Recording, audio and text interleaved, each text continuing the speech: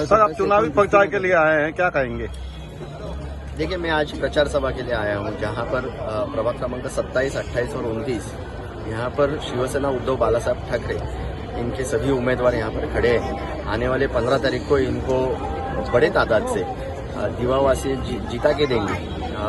ये हमें ये विश्वास लेकर हम लोग यहाँ पर आए हुए हैं। आपने देखा रहेगा कि दीवा में जिस तरीके के माहौल है, जिस तरीके का हर दिन का संघर्ष जो लोगों को करना पड़ता है, उस चीज़ों से, उस संघर्ष से अगर उनको छुटकारा चाहिए तो इन लोगों को जिताना बहुत जरूरी है। और इसलिए आपके माध्यम से मैं आह्वान करता हूँ कि लोगों ने मशाल इस चिन्ह पर वोट देकर इन सभी लोगों को जिताए। धन्यवाद, थँक्यू। नाही तर कदाचित पुढच्या वेळी महापालिकेच्या निवडणुका होणार नाहीत, ते बिनविरोध सगळे निवडून आणतील आणि तुम्हा मतदारांना सांगतील तुमची आम्हाला गरज नाही। मग काय कराल विकासाचं? काय कराल तुमच्या उद्याच्या पिढ्यांच्या भविष्याचं? आम्ही कधीतरी या सगळ्या गोष्टींचा शांतपणे विचार केला पाहिजे। कधीतरी शिवसेनेतनं बाहेर पडताना मी सांगितलं, शिवसेना उद्धव बाळासाहेब ठाकरे काँग्रेस बरोबर गेले म्हणून आम्ही बाहेर पडलो। कुणाला हिंदुत्व सांगता तुम्ही? आता नगर परिषदेला कुणाबरोबर गेले? हे काँग्रेस बरोबर गेले म्हणून यांनी शिवसेना सोडली ना। मग धाराशिव मध्ये नगर परिषदेला कुणाबरोबर बसले थे? ही शिंदे सेना काँग्रेस बरोबर बसलीये। अकोटला भाजपनं एमआयएम बरोबर युती केली आहे। हे हिंदुत्व सांगतायत आम्हाला? शिवसेना कालही हिंदुत्वाचा विचार घेऊन चालली होती, आजही हिंदुत्वाचा विचार घेऊन चालते आणि जोपर्यंत चंद्र सूर्य राहतील शिवसेनेचा विचार हा हिंदुत्वाचाच असेल।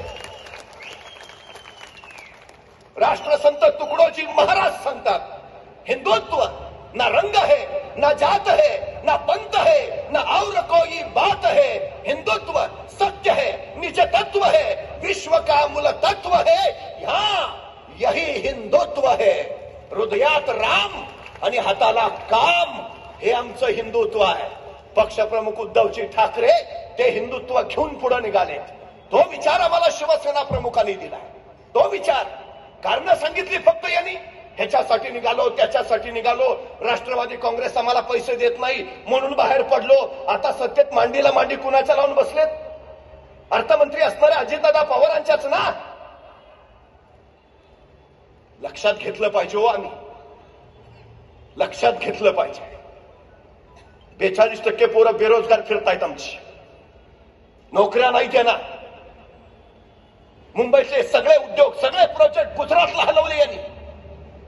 तुमचं महाराष्ट्रावर प्रेम आहे ना, महाराष्ट्रासाठी सत्तेतनं बाहेर पडला होता ना, मग एवढे उद्योग गुजरातला गेले, एक बोलला, एक विरोध केला।